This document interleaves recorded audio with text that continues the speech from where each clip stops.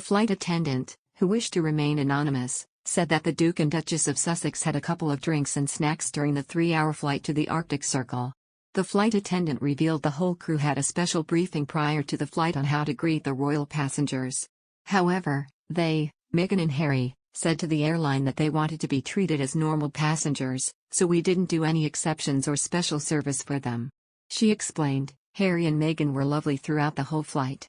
At the beginning of the flight, they looked at the menu and I could see they were discussing what to order. When we went through with the service trolley, they stopped me and asked me for a drink and snack. The cabin crew member revealed Prince Harry opted for a breakfast tea and a lemon muffin while Meghan had tea as well, but she chose shortbread. She added, they were very nice and friendly, but at the time to take the payment, I didn't know what to do, as they didn't ask for the bill and it seemed like they assumed that was for free. I was too embarrassed to ask, so I just left. I panicked, so I just kept going and decided not to ask for the payment, although they had requested to be treated like regular passengers before the flight, the crew member said. After that, the couple didn't order anything else, she explained. Although the Duke and Duchess of Sussex specified they wanted to be treated like any other passenger on board, the flight attendant decided not to ask for a payment.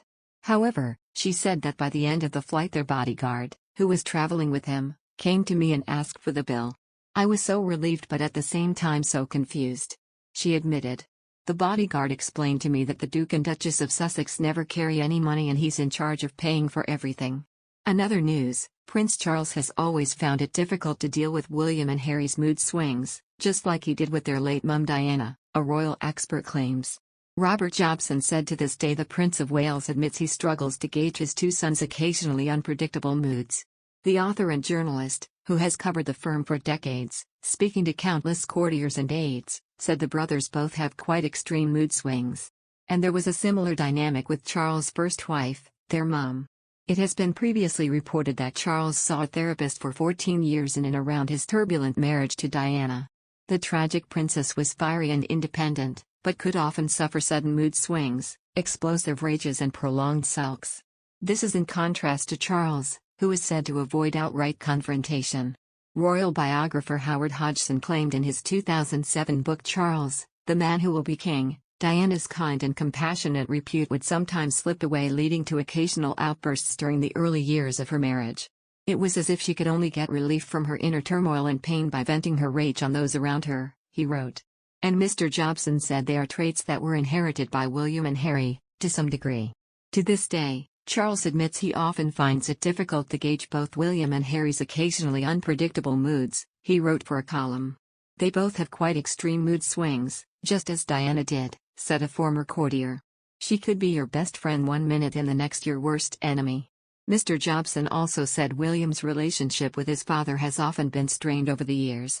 Until Harry's departure from the firm with wife Meghan Markle in March 2020, it was he rather than the heir who would talk with his pa for hours. William, in contrast, was more standoffish, with Kate said to have been left to smooth things over on multiple occasions.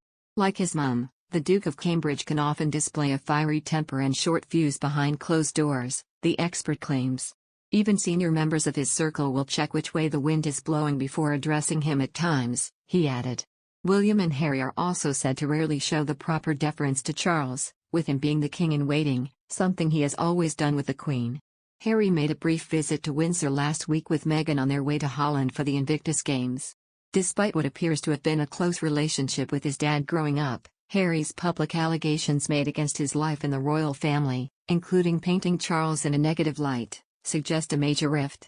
And William and Harry's relationship has been on the rocks for a number of years, with some suggestion it started when the former warned his younger brother not to rush his relationship with Meghan.